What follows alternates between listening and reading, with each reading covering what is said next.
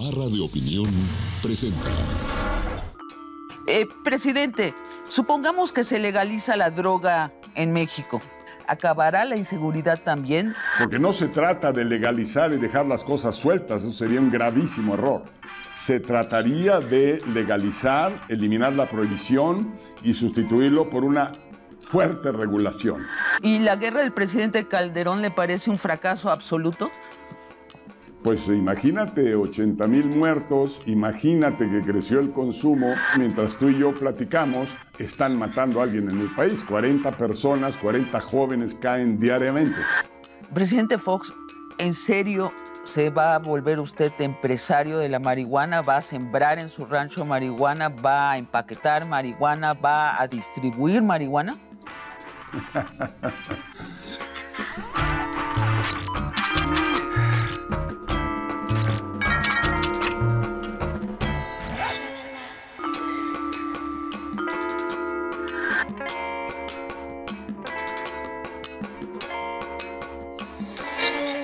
Presidente Fox, bienvenido a Shalala.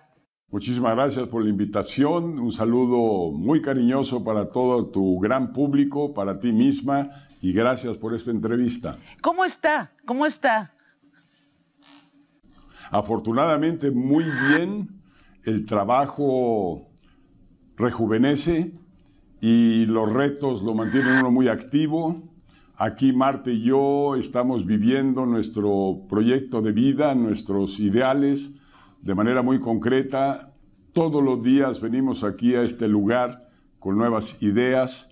Todos los días disfrutamos a los niños, por ejemplo, que están en la orquesta sinfónica o en el coro, o los niños que vienen aquí a este lugar todos los días, hasta 500, que vienen de todo el país, comunidades pobres, comunidades indígenas, poblaciones rurales, y que trabajamos con ellos por 5 horas para levantarles la mirada y para apoyarlos en descubrir su liderazgo.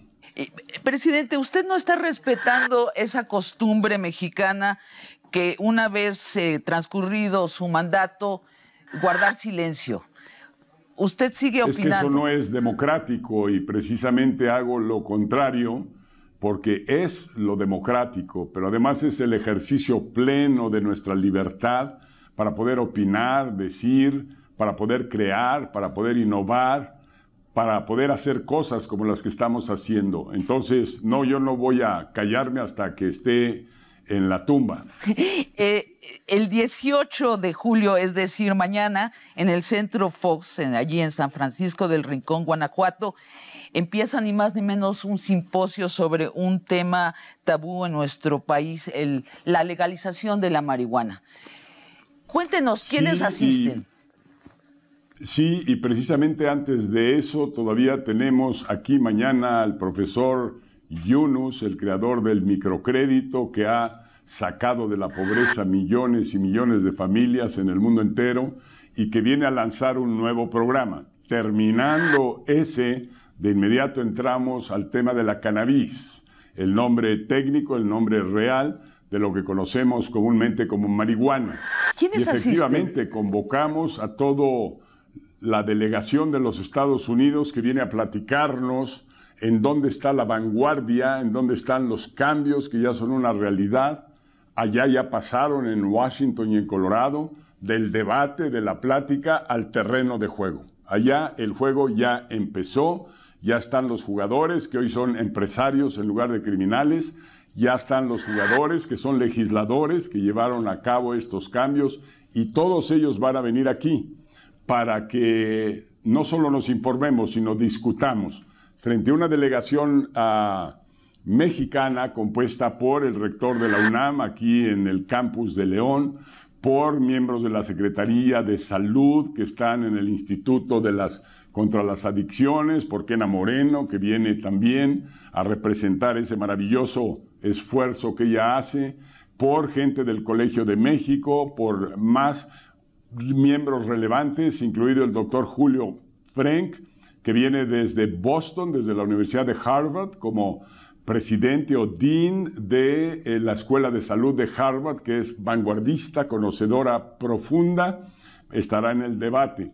Desde luego Aguilar Camín y otros pensadores y escritores mexicanos. Tercera delegación nos la envía el señor Insulza de la Organización de Estados Americanos para platicarnos del proceso que se acaba de vivir en Guatemala y todo lo que ahí discutieron, para platicarnos de lo que está pasando en Uruguay, en Paraguay y otros países que ya entró la reforma para iniciar el camino a la legalización. Viene la representación de Portugal y de Holanda, que son los viejos, los que hace más de 10 años ya hicieron estos procesos. Y por último viene el diputado Belanzarán del PRD, que ya tiene lista la reforma que va a presentar, que está inspirada precisamente en los cambios en el estado de Washington y en el estado de Colorado. Así es de que se trata de informar, se trata de dejar atrás la prohibición de hablar de este tema tabú, según muchos, y iniciar un proceso en México como camino para resolver la violencia, la muerte de 40 personas diariamente, la muerte de miles, decenas de miles de jóvenes que desgraciadamente en estos últimos 7 años han llegado a ese punto extremo. Así pues, estás invitada a andar por aquí para que todos platiquemos de este tema. ¿Qué espera que suceda a corto plazo con este simposio? ¿Espera que se legalice la marihuana ya, en medio año, en un año, en un futuro próximo? Yo creo que va a haber detonadores. El primero de ellos es el propio simposio, que nos va a dar información para poder evaluar lo que está sucediendo. Segundo es la iniciativa que está próxima a entrar en el Congreso de la Unión de parte del diputado Belanzarán. Tercer punto es la propia autoridad en la Ciudad de México que ha declarado que puede ser un tema de alto interés de ellos. Viene una delegación precisamente de la Asamblea ahí en la Ciudad de México y esos son detonadores. Por el otro lado, tenemos que ver cómo avanza el caso más vanguardista, que sería el estado de Washington, donde ahorita quedó aprobado en el Congreso local ya el uso recreativo de la cannabis, además del uso médico. Y está en manos de la autoridad del Consejo de Alcoholes y de Cigarrillos hacer el reglamento. Porque no se trata de legalizar y dejar las cosas sueltas, eso sería un gravísimo error. Se trataría de legalizar, eliminar la prohibición y sustituirlo por una fuerte regulación, tal como existe hoy en día en el cigarrillo, tal como existe hoy en el alcohol, tal como existe hoy en los productos chatarras, tal como existe hoy en todos los engordadores, todo lo que nos lleva a niveles de obesidad que están creando un problemón gigantesco de salud y de muerte, diabetes, obesidad. Entonces, todo eso está reglamentándose o reglamentado. Vamos a tener la oportunidad de vivir en cabeza ajena en el estado de Washington cómo va su proceso, porque California está a no más de 2 años de legalizar y las preguntas vendrán. ¿Qué va a pasar en la frontera? ¿Qué pasa entre Tijuana y San Diego si un lado aprobó y el otro no?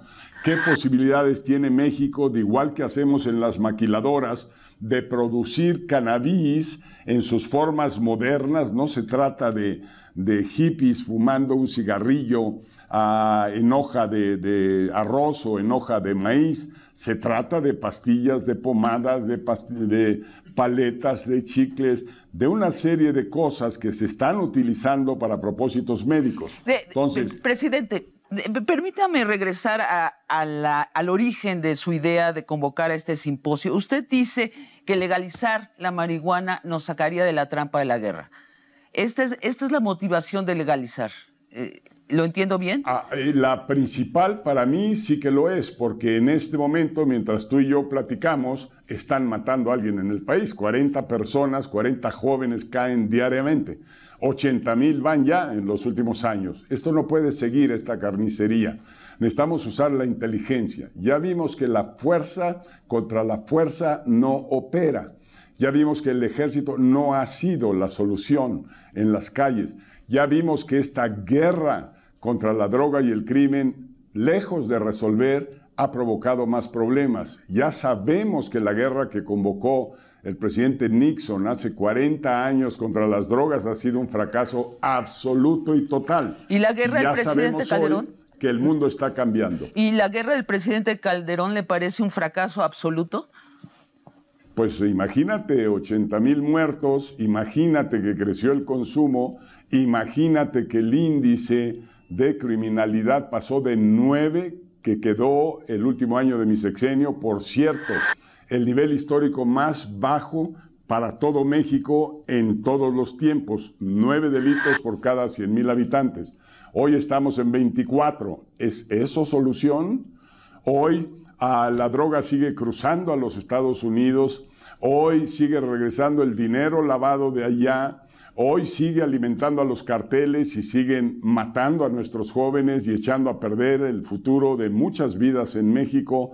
Entonces, ¿qué es la solución? En ningún lugar, por represión, por la fuerza, se ha eliminado las drogas. Hay que eliminarlo de manera inteligente, pero además con razonamientos éticos y morales. Éticos porque los gobiernos no tienen capacidad o no deben de intervenir en nuestra forma de pensar, en nuestros criterios, en nuestros comportamientos, en nuestra conciencia, salvo que afectemos a terceros. Ese principio es fundamental en la libertad que ejercemos todas las personas y lo debemos de hacer con responsabilidad. Fuimos creados libres, tan libres que el propio Dios nos creó para poder ofenderlo, para poder pecar, para poder ir en contra de Él y respeta nuestra libertad. Entonces, bajo esta tónica de ética y moralidad, me parece que esta responsabilidad de consumir o no debe estar en manos de cada ciudadano, de cada familia, de cada escuela, informando y educando correctamente.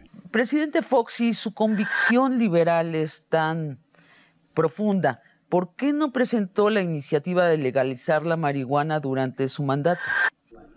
Sí, bueno, todos los temas en esta vida son procesos, van creciendo. Esto ya llegó a su límite y el límite empezó a ponerse más crítico a partir del año 2007 con la llamada del ejército. ¿Por qué no yo inicié el proceso de legalización? Por esa razón, no teníamos el problema tan grande que tenemos hoy como país. No habíamos perdido la credibilidad y la imagen como la hemos perdido hoy.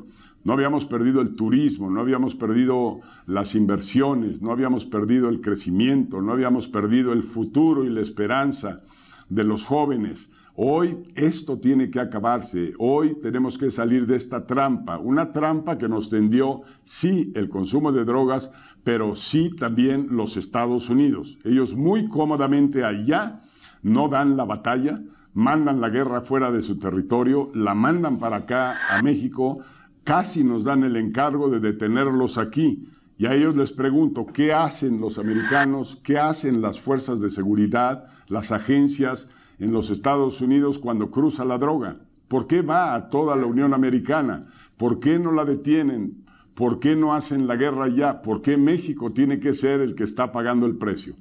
Presidente, ¿y lo podría usted expresar como afirmación y no como pregunta? ¿No hacen nada? ¿Los americanos no están haciendo nada en la persecución de los capos distribuidores de la droga dentro del territorio americano? A ver, algunas cifras. Allá se recogen los criminales arriba de 50,000 millones de dólares de ventas todos los días. Allá, no, perdón, cada año, pero cada día sucede.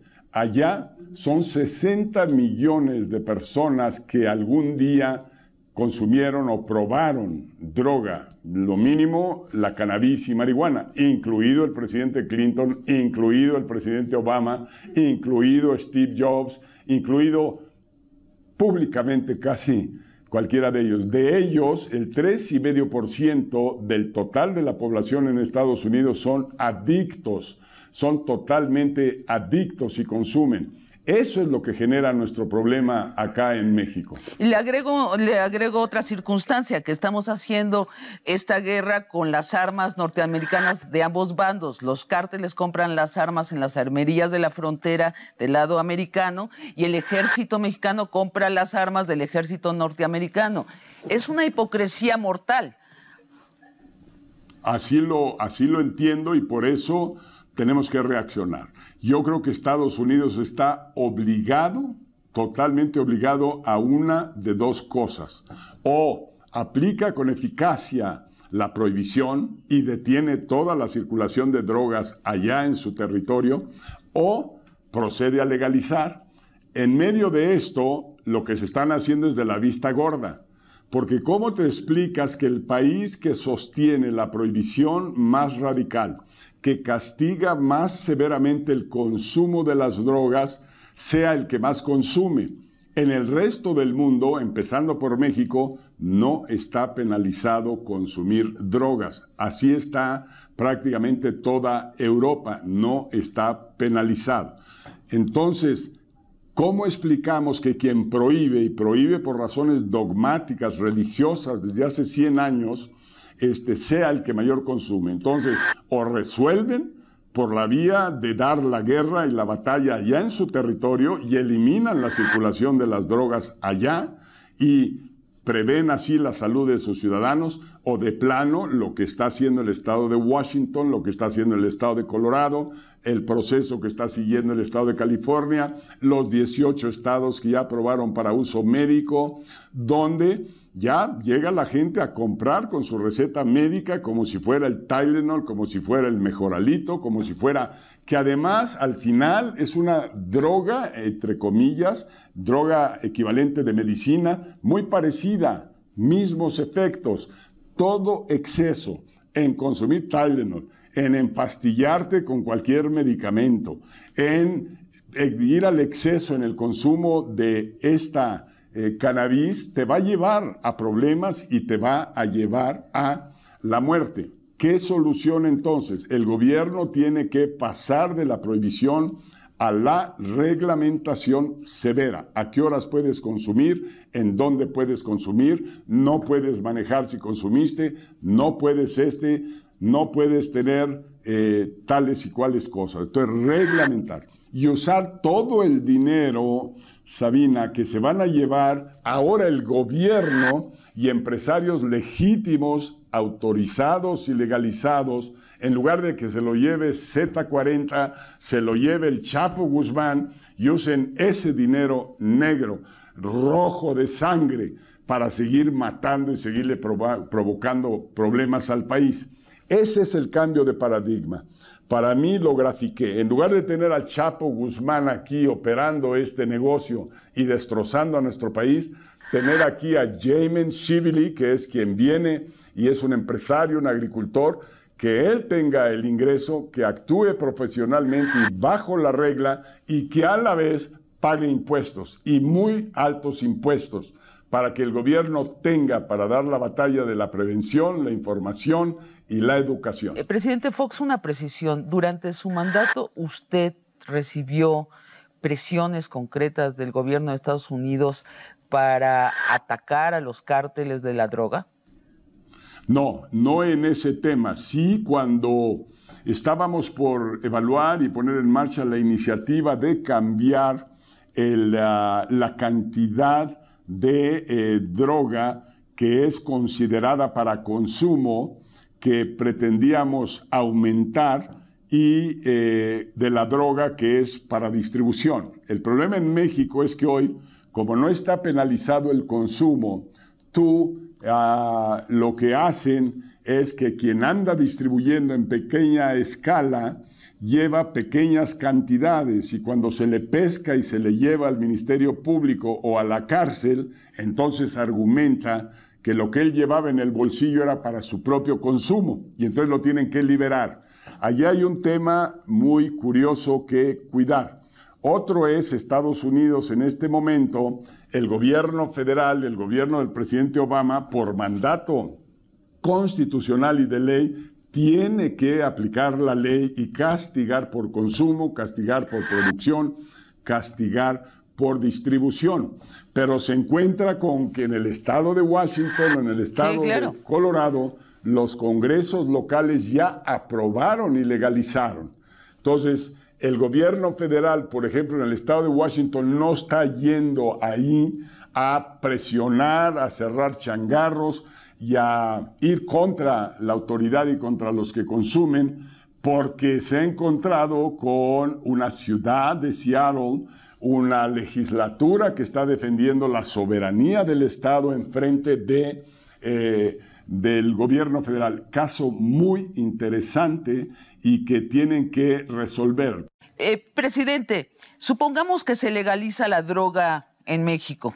¿Acabará la inseguridad también? Es decir, se acabarán las extorsiones, los robos, los secuestros, los asesinatos que cometen los cárteles.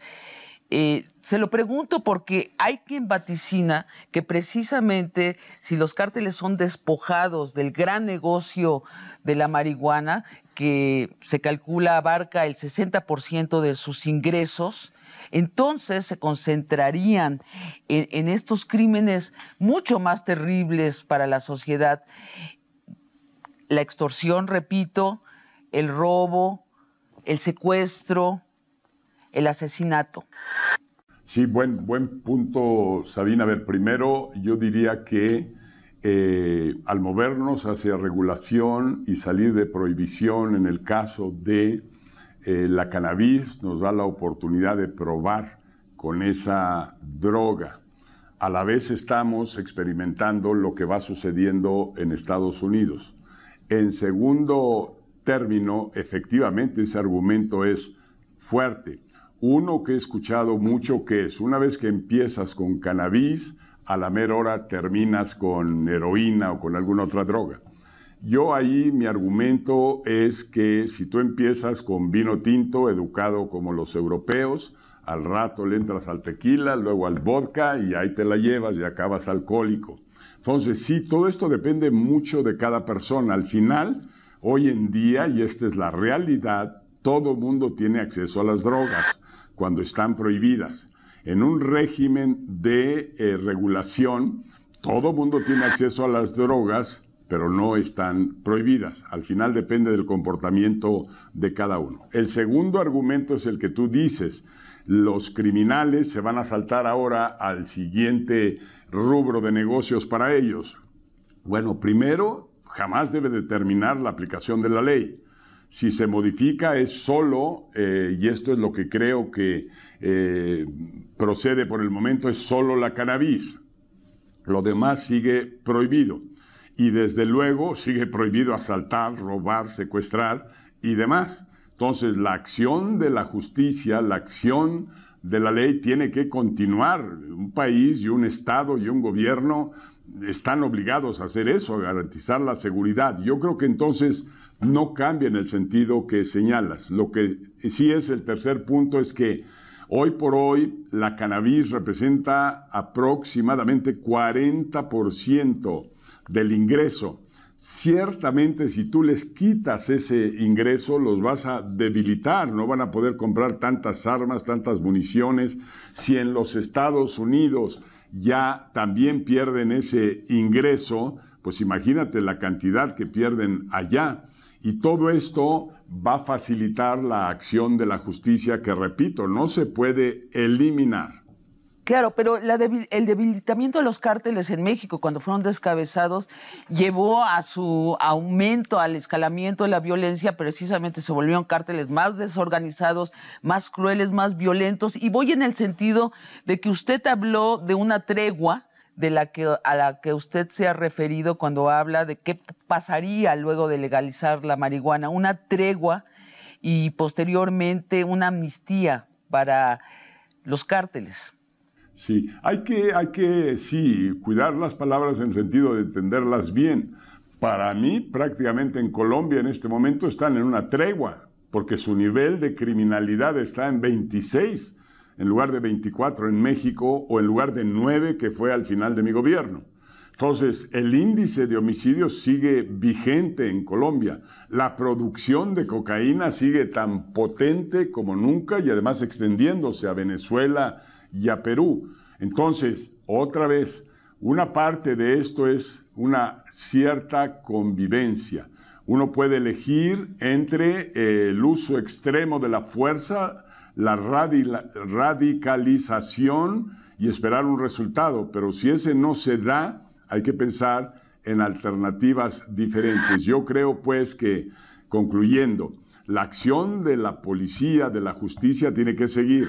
Hay que retirar al ejército. Yo creo que eso es una equivocación, pero que la autoridad decida. Y por el otro lado, hay que confiar en 350,000 policías municipales y policías estatales, que es la verdadera fuerza de tarea. Y sin embargo, los hemos descalificado, cuando menos en el sexenio anterior. Creo que hoy hay un criterio diferente. Trabajemos en armonía, formemos equipo en los 3 niveles de gobierno, demos credibilidad a nuestras policías, preparémoslas, entrenémoslas y motivémoslas a hacer su tarea. Es duro competir contra los sobornos y los cañonazos de los carteles, pero una persona, policía, bien entrenada, bien motivada, no se va a dejar sobornar. Entonces, sí hay muchas estrategias que tienen que ver con la aplicación de la ley por la vía policíaca. El periódico Reforma calcula que hay 1 millón de personas que se dedican al narcotráfico en México. Esa gente, de legalizarse la marihuana, se quedaría sin ocupación y fuera de la ley. Vuelvo al tema de la tregua y de la amnistía. ¿Se imagina usted un gobierno recibiendo en mesas públicas las armas de estas personas y concediéndoles a cambio una amnistía? ¿Se imagina usted a esta cantidad enorme de jóvenes reintegrándose a la sociedad luego del perdón por los crímenes que han cometido? A ver, empecemos por las infanterías. Esos, dice el Reforma, 1 millón, yo digo más o menos 100,000. Ah, sí. 100,000 jóvenes. Ajá. Entre 15 y 25 años que están trabajando para los carteles, que están contratados por $500 al mes y así salen a matar o morir cada día. Esos jóvenes no nacieron criminales. Esos jóvenes no llevan en los genes la criminalidad. Esos jóvenes lo que carecieron es de oportunidades. Probablemente nacieron en un hogar donde el marido se fue de migrante al otro lado, la mujer se quedó aquí con la tarea de darles de comer, de educar, de prepararlos para la vida, y es imposible para estas mujeres hacerlo en las condiciones en que hoy están. Esos jóvenes, esos 80,000 que murieron, probablemente buscaron un empleo y sin embargo no lo encontraron y al final se los ofrecieron los carteles. Esos jóvenes, estoy seguro, hubieran preferido jugar con el América en las fuerzas inferiores o jugar con el Toluca o con el León. Esos jóvenes hubieran querido ir a la universidad. Cuando se cerraron las puertas es cuando fueron a dar allá. Son rescatables desde mi punto de vista. Son rescatables. Y hay que hacer un esfuerzo en ese sentido. Pero para recibirlos dentro de la sociedad, aunque hayan delinquido, en momentos, en guerras entre países se suele llegar a amnistías, porque no se puede meter a la cárcel a tanta gente. A ver, te voy a platicar una cosa en el primer punto que mencionas. En San Diego, California, está un señor que se llama Chris. Él era drogadicto, él era criminal, él era pandillero, pero de esos pandilleros rudos, de los de veras. Y este cuate, como San Pablo, un día se cayó del caballo. Lo conozco muy bien y he hablado mucho con él. Se cayó del caballo y reaccionó. Y dijo, esta vida no es para mí. Y decidió salirse. Y decidió crear una fundación que se llama Reality Changers. Y este señor Chris se dedica ahora a ir a buscar a sus amigos, a sus compañeros, a todo este mundo y jalarlo para convertirlo a una vida productiva. ¿Cómo lo hace? Apelando a lo que yo ya señalé, pero también lo hace porque él en la fundación ha logrado que Microsoft le diga, aquí están 100 empleos, tráeme a uno de estos muchachos y yo lo empleo. Le dijo la Universidad del Sur de California, aquí están 100 becas, tráeme a esos muchachos y yo los beco. Fueron con los Dodgers de Los Ángeles y les dio 100 espacios para practicar. Fueron a las casas de música, las orquestas sinfónicas, y como aquí en Rancho San Cristóbal, aquí afuera, están 300 niños que nosotros trajimos de diversos lugares y que están formando una orquesta sinfónica. Entonces, las oportunidades pueden crearse, la gente reacciona positivamente. ¿Qué pasa con el Chapo Guzmán? ¿Qué pasa con el Z40? Bueno, por lo pronto que se les aplique la ley. Pero por otro lado, el presidente Gaviria en Colombia, cuando estaba el proceso de extradición y estaba aquello en su momento más álgido, entonces ofreció, negoció. Si no, lo que tú estás señalando, sí les dijo, si se someten a la justicia colombiana, ya no los extradito. Y fue mucho más lejos. Les dijo, si te sometes a la justicia colombiana, voy a respetar tus bienes. Siempre el perdón puede funcionar bien manejado.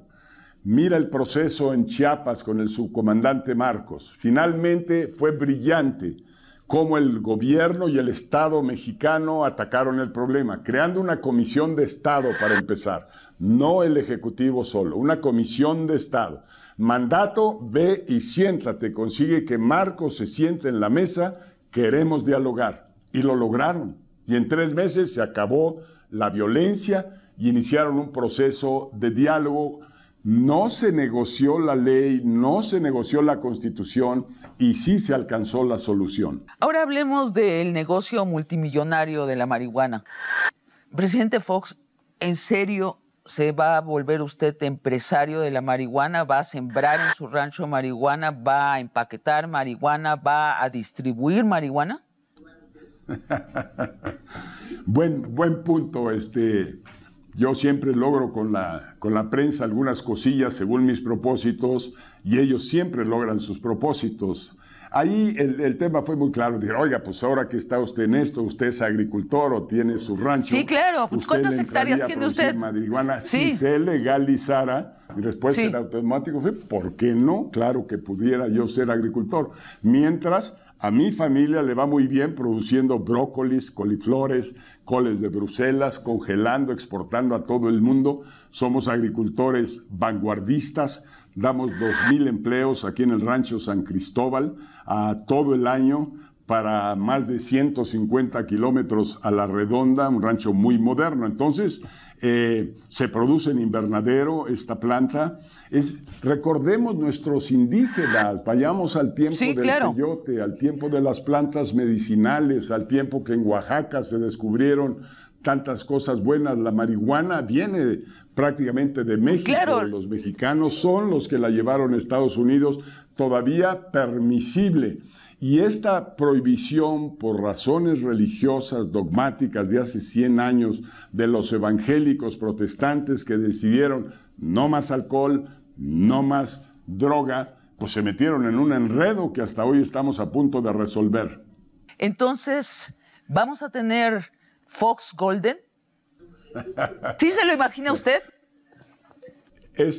No, porque te digo, nos va muy bien con el brócoli. Ajá. ¿Para qué cambiarte? Pero yo repito, lo que estoy reforzando es el tema que una vez legalizado, sí, agricultores van a producirla. Mira, Sabina, si California aprueba, que está a punto de, que no tarda nada, yo repito, 2 preguntas a México. Uno, ¿qué va a hacer Tijuana si se le empieza a ir todo el turismo a los restaurantes, a los hoteles, a las compras a San Diego? Porque allá tienen además la posibilidad de este consumo. ¿Qué va a hacer Tijuana en ese caso? Número 2, si tenemos una industria maquiladora hoy que trae materia prima del exterior y está obligada a exportar todo lo que produce, no lo puede vender en el territorio nacional. ¿Por qué no, si California aprueba, se instala en la frontera un invernadero para producir gran calidad de medicina, producto de esta planta, para consumo, y con la obligación de exportar todo.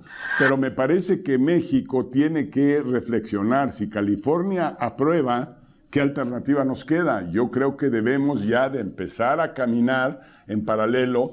Repito, mientras vamos aprendiendo de ellos, que ellos metan las patas, que ellos cometan los errores y nosotros estar muy al pendiente, como lo hizo Centrofox y como lo hago yo, de ir a Seattle, de ir al estado de Washington, visitar los invernaderos de producción, visitar estas tiendas que parecen Oxxos. Hay un reportaje de CNN que vamos a presentar aquí que nos describe con claridad este mundo que desconocemos en México. No nos lo imaginamos. Las mujeres dicen, chin, presidente Fox, tú me vas a hundir a mis hijos, me los vas a convertir en drogadictos. Yo le digo a esa mujer, primero, el riesgo que tus hijos hoy corren con la violencia que hay en México puede ser el siguiente muerto. O tus hijos ir a terminar trabajando para estos carteles, para estos criminales. Pero además, tus hijos es tu responsabilidad, no es el gobierno. Es muy cómodo decirle al gobierno, oye, que no haya drogas en el país. A ver cómo le haces tu gobierno. Porque no quiero que mis hijos consuman. Ah, mira qué posición tan cómoda, qué zona de confort. Es esa mamá, es ese papá, eres tú, soy yo, es la escuela, es la educación, lo que tiene que preparar a nuestros hijos a ejercer su libertad. ¿Usted es dueño de cuántas hectáreas, presidente Fox? ¿Cuántas tenemos aquí en San Cristóbal? Así es. Aquí son 450 hectáreas, de las cuales yo solo tengo, donde está tu casa, un pedacito. Yo ya no soy asociado en el rancho San Cristóbal, son mis otros 8 hermanos. Es un rancho altamente productivo. El 75% del brócoli, coliflor que se consume en Estados Unidos va de Guanajuato. A toda la papa que se produce en el país, mi sobrino produce casi la mitad de esa papa. Aquí estamos asociados con Bimbo en una fábrica de lechugas hidropónica que exporta a todo el mundo. Una lechuga que ya puede tener un shelf life de 45 días. Aquí están pasando cosas importantes. Aquí no hay desempleo en esta comunidad de San Cristóbal. Todo mundo tiene chamba. Aquí hay una clase media modesta. No hay pobreza. Aquí acabamos de echar a andar esta empresa UST Global que va a contratar 10,000 ingenieros titulados, que va a construir aquí enseguida un edificio de 25 pisos para albergar 10,000 estaciones de trabajo para 10,000 ingenieros mexicanos que van a estar mandando sus productos intelectuales de talento, de innovación, de creatividad a todo el mundo, a las grandes corporaciones globales. India exporta en esta materia de tecnologías de la información arriba de 165,000 millones de dólares. Es como 15 veces lo que nosotros exportamos de petróleo. El petróleo es finito. México tiene que pasar a la vanguardia a la economía del conocimiento. Y eso está pasando aquí en San Cristóbal. Aquí es el clúster de las tecnologías de la información del futuro. Hablando del conocimiento, ¿no se desespera usted de la pasividad mexicana en el sentido de crear discurso, en el crear una narrativa? ¿No se desespera usted que sea Estados Unidos, donde no se originó la marihuana y donde no tienen una guerra terrible como la que tenemos nosotros, que están tomando la vanguardia en legalizar?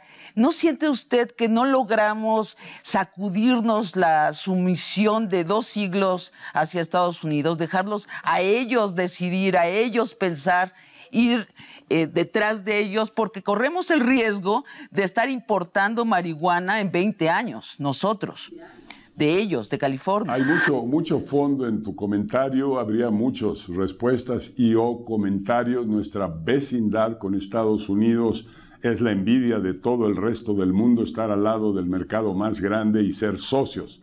Desgraciadamente el socio ha titubeado por años y años, por ejemplo, en reformar en materia migratoria. Se están perdiendo del mejor porvenir, porque los que van a perder son ellos no haciendo esa reforma migratoria. Es increíble.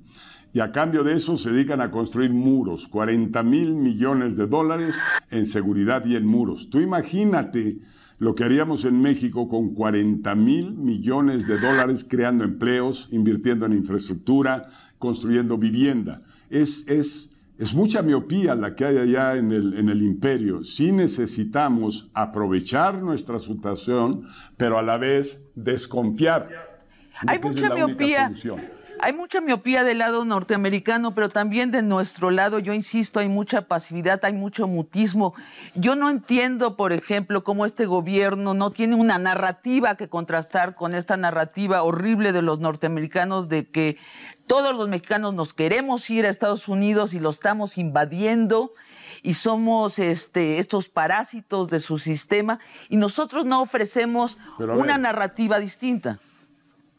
Esta narrativa, si te refieres al gobierno actual, así es, está cambiando. El presidente Peña se fue rápido a China y rápido invitó a China a venir aquí. Y yo he sugerido al presidente Peña que hay que hacer una visita rápido a la India y rápido traer a la India aquí. Multiplicar y empezar nuestros a construir socios en distintas direcciones, como tú bien señalas. Y necesitamos ir al sur. Brasil nos convió el mandado. Lula fue brillante verdaderamente en su liderazgo carismático, que no está pudiendo sostener de igual manera Dilma. Dilma no tiene el carisma de Lula y por tanto ya no son las cosas iguales. Es la gran oportunidad de México también, no solo de la marcha al sur, como está haciendo Centro Fox. Centro Fox, marchamos al sur y hacemos actividades allá.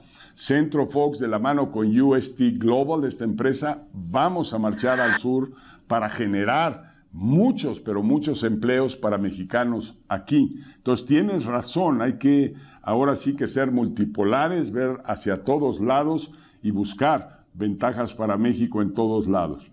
Yo creo que yo soy muy optimista del futuro de México, pero hay que pasar dos obstáculos. Uno, una reforma urgente, indispensable, irrevocable en materia de ingresos, en materia de hacienda y fiscal. Y la otra en energía. Ese viejo paradigma de 100 años de que el petróleo es nuestro, pamplinas, no es nada nuestro, se lo ha chupado el gobierno y no nos ha dejado ni una ubre de lo que ha generado el petróleo.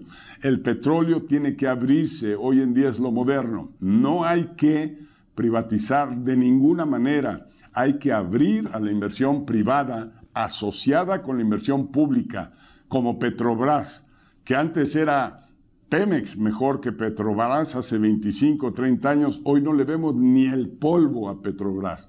Van adelante. Repito, no les vemos ni el polvo. Hay por lo menos 16 millones de mexicanos viviendo en Estados Unidos. 9 millones son legales, 7 millones son ilegales. ¿Qué les dice usted a los mexiamericanos? ¿Qué relación se imagina que debiéramos tener los mexicanos con esos primos, esos hermanos que viven en Estados Unidos?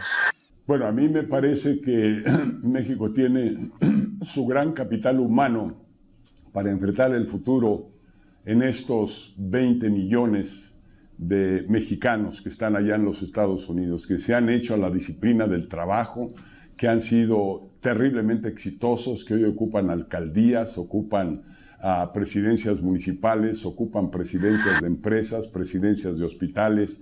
Son verdaderamente brillantes y se convierten en un fuerte activo para nuestro país hacia el futuro. La relación México-Estados Unidos, tarde o temprano, ellos van a comprender que han perdido competitividad y que los empleos los han perdido con el este, con Asia y con China y no con México. Y que la única manera que ellos defiendan sus empleos es a través del acuerdo de libre comercio que tenemos entre México y los Estados Unidos. Yo espero que esta relación sea mucho más constructiva de lo que ha sido. Estados Unidos tiene que perder el miedo al fantasma del septiembre 11. Trajo temor a toda la población y a toda la autoridad y se han encerrado en sí mismos y piensan que construyendo muros van a defender la plaza. Ni la muralla china sirvió, ni el muro de Berlín sirvió, ni servirá este muro que pretenden construir en Estados Unidos. Y hablando de narrativas, y por la relación México-Estados Unidos a través de Juárez, tengo que aclarar que el famoso acuerdo McLean-Ocampo, creación de Juárez, fue prácticamente comprometer al país, comprometer la soberanía del país hacia los Estados Unidos por algunas migajas, por algún crédito que estaba desesperado por conseguir Juárez. Entonces, en ese sentido, hay que tener mucho cuidado en esta relación. Y a Juárez también le pregunto, ¿qué pasó con Oaxaca? El país donde él es oriundo, originario. Hoy Oaxaca sigue siendo el estado más pobre del país. Han pasado 150 años. Entonces, el hacer la narrativa de que fue el gran presidente, yo tengo mis dudas. Así las tuvo Justo Sierra. Justo Sierra pensó lo mismo que yo pienso. Entonces usted reitera que se lo lleva de calle y que a usted Juárez le hace lo que el viento, ¿cierto? Claro que sí, pecando de soberbio, claro que sí. Bueno, tiene usted una capacidad de acuñar frases pegajosas y provocativas que la gente de la prensa les encanta y la ponen de encabezados, y luego se queja usted de que lo toman a chunga, presidente. Pero no lo crea usted. Luego aguanto el vendaval, no me queda otra, por hablador, así me pasa. Pero siempre pienso las cosas, no todas son por accidente, ¿eh?